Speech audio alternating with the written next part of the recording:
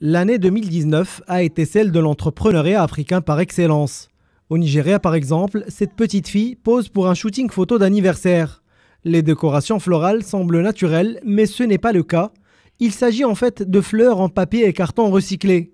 Grâce à ces créations, l'artiste nigériane Funmi gagne aujourd'hui des sommes considérables. Le talent et la magie opèrent.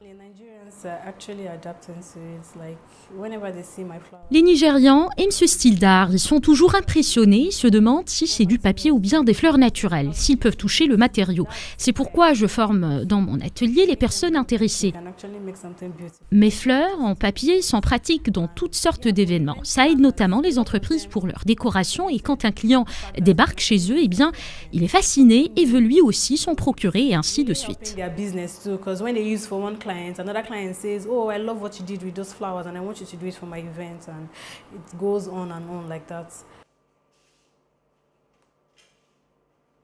La jeune Nigériane s'est lancée dans l'origami en 2016.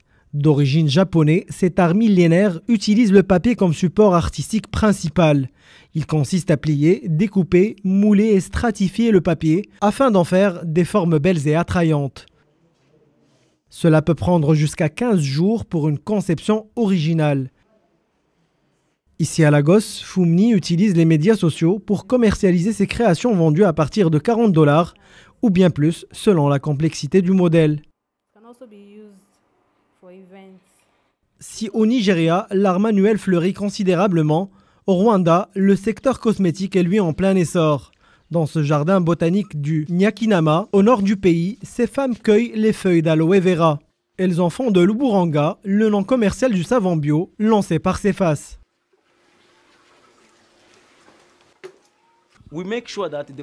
Nous nous assurons que les produits que nous produisons sont destinés à l'Afrique en particulier et qu'ils sont naturels. Les autres produits, comme vous savez, contiennent des composants chimiques qui sont assez néfastes pour la peau. Au laboratoire, l'aloe vera est séché, broyé, puis mélangé avec d'autres plantes médicinales. Cefas a lancé sa marque de savon en 2012 avec en tout et pour tout $10. Aujourd'hui, son produit fait sensation et compte plus de 5000 distributeurs. Direction à présent l'Afrique du Sud, une entrepreneuse a récemment lancé à Johannesburg Sibal Collection, une nouvelle gamme de poupées africaines. Objectif, renforcer la confiance des enfants africains en créant des poupées au travers desquelles ils peuvent s'identifier. Ces créations ont aussi pour finalité d'autonomiser les filles africaines. Nous nous sommes dit, et si nous créons une poupée qui serait représentative d'un enfant africain? L'enfant va grandir en sachant qu'il ou elle est belle, jolie. La beauté est donc associée à leur environnement plutôt qu'à des représentations étrangères, externes, qui ne leur ressemblent pas du tout. Sibal signifie « nous sommes beaux » dans la langue zoulou locale.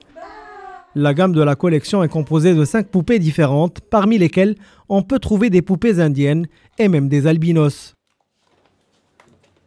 Pendant ce temps, Jeffrey Eboa table sur les pneus recyclés dans son atelier d'Accra au Ghana. Jeffrey a appris lui-même à fabriquer différents meubles comme des tables d'appoint et des fauteuils. Il est aidé par 2 assistants et utilise des pneus recyclés, du verre, du tissu et des cordes de différentes couleurs pour faire ressortir ses créations au style afro.